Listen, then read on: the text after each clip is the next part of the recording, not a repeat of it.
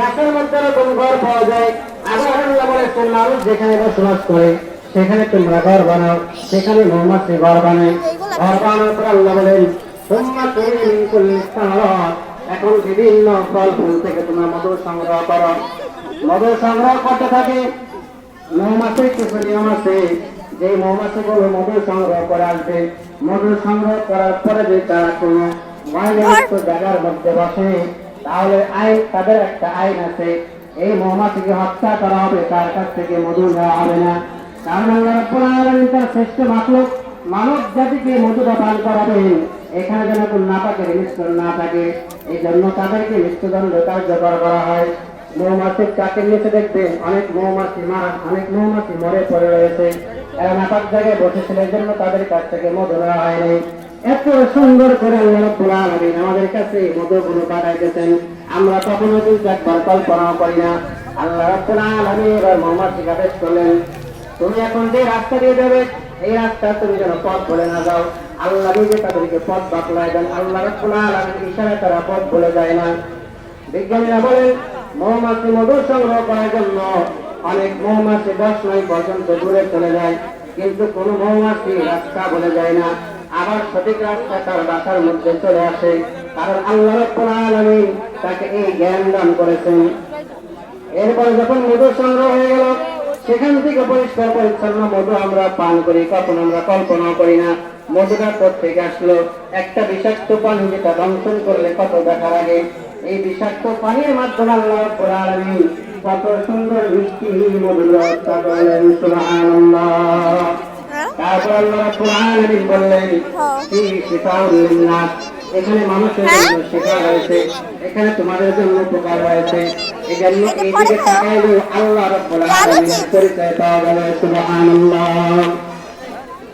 ইমাম মালিক রাহমাতুল্লাহ আলাইহি জিজ্ঞাসা করলেন, আপনি তো একজন আল্লাহর আলেম, আপনি আল্লাহর পরিচয় আমাদের সামনে একটু দেন। তিনি বললেন, আমি সুন্দর একটা রূপার বিল্ডিং দেখেছি, এই বিল্ডিং এর ভিতরে একটি স্বর্ণের বিল্ডিং, এই বিল্ডিং এর মধ্যে আবার স্বর্ণের বিল্ডিং। হঠাৎ দেখি সেই বিল্ডিং এর মধ্যে বাইরে থেকে কোনো কিছু যাওয়ার ব্যবস্থা নেই, আলো বাতাস যায় না। হঠাৎ করে সেই বিল্ডিংটা থেকে সেখান থেকে একটি জীবিত প্রাণী বের হয়ে গেল। এটা দেখে বোঝা যায় এর পিছনে একজন আছে, তিনি হলেন আল্লাহ। সুবহানাল্লাহ। তিনি বোঝাতে চেয়েছেন যে আমরা ডিম খাই প্রত্যেক দিন না, যাদের সুবিধা আমরা ডিম খাই, কখনো কি ডিমটা নিয়ে ভাবছি এই ডিমের ভিতরে একটি তাজা প্রাণ কে বের করে দেয়? বলেন কে বের করে? আল্লাহ বের করে দেয়। একদিন আপনি ডিমটা হাতে নিয়ে ভাবেন, এই ডিমটা আমরা সেদ্ধ করে বা ভাজি করে বিভিন্নভাবে খাই ফেলি, এটার মধ্যে তখন আমরা একটা আগ্রহ দেখলাম না, কিন্তু সেখানে একটা জীবিত প্রাণী কিভাবে আসলো? বিজ্ঞানীরা বলেন ডিমের পোষণ দ্বারা সেখানে বাচ্চা পয়দা হয়, আর সাইটের যে জায়গাটা থাকে ওই বাচ্চা যাওয়ার পরে সাইটের খানাগুলো সে খাইতে থাকে। যখন খানা শেষ হয়ে যায় এইবার আল্লাহ রাব্বুল আলামিন ওই ডিমের বাচ্চাকে আল্লাহ জ্ঞান দান করেন, এখন আর তোমার ভিতরে খানা নাই, তুমি যে দেওয়ালটার মধ্যে বন্দী আছো আস্তে আস্তে সেটা ভাঙতে থাকো। এই জন্য চতুর্দিক দিয়ে ঠোকাতে থাকে, আস্তে আস্তে যখন ভেঙে যায়, যাওয়ার পরে দুনিয়াতে আসলো, আসার পর একটা মুরগির বাচ্চা, একটা হাঁসের বাচ্চা এমন কাজ করতে থাকে মনে হয় যেন অনেক দিনে প্রশিক্ষণ প্রাপ্ত।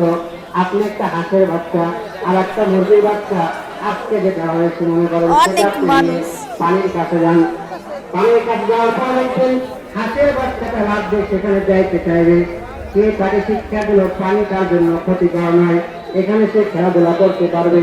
আবার মুরগির বাচ্চা সেই পানির মধ্যে নামতে চাইবে না, কে তাকে শিক্ষা দিল এটা তার জন্য উপযুক্ত নয়, কে শিক্ষা দিয়েছে?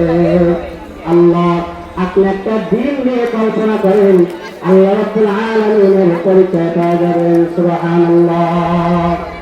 এই জন্য আল্লাহ রাব্বুল আলামিন বলেছেন তোমরা আশেপাশে তাকাও, আমার বিভিন্ন নিদর্শন দেখে তোমরা আল্লাহ রাব্বুল আলামিনের পরিচয় পাওয়া যাবে। এইভাবে এই যে সূর্য প্রত্যেকটা রোশে সূর্য ওঠে পূর্ব দিক থেকে, সূর্য ওঠে আবার পশ্চিম দিকে ডুবে যায়, তখন আমরা কল্পনা করি না প্রত্যেকটা দিন কিভাবে সূর্য ঠিক ডুবে যায় আবার পশ্চিম দিকে ডুবে যায়। অবশ্যই এর পিছনে একজন আসে। এই জন্য ইব্রাহিম আলাইহিস সালাম যখন লম্বের সাথে যখন কথাবার্তা বলতেছিলেন, আলাম তারা আল্লাযী হাজ্জা ইব্রাহিম ফি রাব্বিহি أن آتاه الله الملك إذ قال إبراهيم ربي الذي يحيي ويميت إبراهيم عليه الصلاة والسلام के